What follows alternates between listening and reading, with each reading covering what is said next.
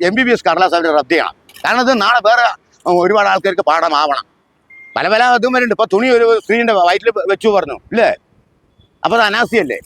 അങ്ങനെ പല അനാസ്ഥകളും ഉണ്ട്.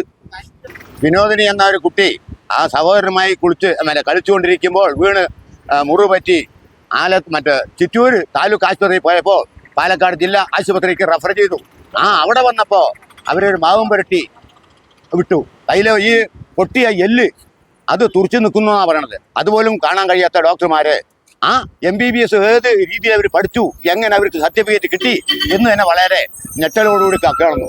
അവർ വീണ്ടും വേദന സഹിക്കാൻ വന്ന ആ എല്ല് പൊട്ടിയത് ഉറപ്പല്ലേ, അത് വീക്കാം അതുമാതിരി വേദന. അപ്പൊ എല്ല് പൊട്ടി എന്നുള്ള ഉറപ്പായിട്ടും ആ ഡോക്ടർമാർ വീണ്ടും ഒരു വേദസംഹാരിയും മാവും പുരട്ടി തുറന്നു നോക്കിയും കൂടി ഇല്ല എന്നാണ് പറയുന്നത്. എന്ന് പറഞ്ഞാൽ അവർക്ക് അവരുടെ വിദ്യാഭ്യാസം പൂർണ്ണമായി അവർ ഏറ്റെടുക്കണം.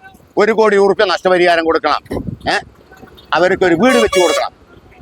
എന്തായാലും ഈ കൈക്ക് പകരമാവില്ല. ഒരു വളർന്നു വരുന്ന 9 വയസ്സായ കുട്ടി അവരിഞ്ഞ് ഡോക്ടറാകുമോ ശാസ്ത്രജ്ഞയാകുമോ ആർക്കും പറയാൻ കഴിയില്ല. അവരുടെ ജീവിതമാണ് പോയത്. അതുകൊണ്ട് നഷ്ടപരിഹാരം എന്നല്ല ഞാൻ ഉദ്ദേശിക്കുന്നില്ല, ജീവനാംശം, അവർക്ക് ജീവിക്കാനുള്ള അവകാശം കൊടുക്കണം. എന്നാൽ MBBS എന്ന് പറഞ്ഞാൽ ഒരു എല്ല് പൊട്ടി അല്ലെങ്കിൽ അതാണ് പറഞ്ഞത്, എന്ത് ചെയ്യണമെന്ന് അവർക്ക് അറിയണമല്ലോ. MBBS 5 കൊല്ലം പൂർത്തിയായിട്ട് വീണ്ടും അതേ ആശുപത്രിയിൽ 1 കൊല്ലം അവർ വീണ്ടും പ്രാക്ടീസ് ചെയ്ത് കഴിഞ്ഞിട്ടാണ് ഒരു ഡോക്ടറായി വരുന്നത്. അപ്പോൾ അവർക്ക് അതിനെക്കുറിച്ച് പ്രാഥമികമായ അറിവ് വേണം. കാരണം എല്ലിൻ്റെ സ്പെഷ്യലിസ്റ്റ് ആയിരിക്കും കാണിക്കുക, സാധാരണ MBBSകാരനായിരിക്കില്ല കാണിച്ചിരിക്കുന്നത്. അപ്പോൾ എല്ലിൻ്റെ സ്പെഷ്യലിസ്റ്റ് ഡോക്ടർക്ക് എന്ത് ധാരണയുണ്ട്, അതാണ് ചോദ്യം.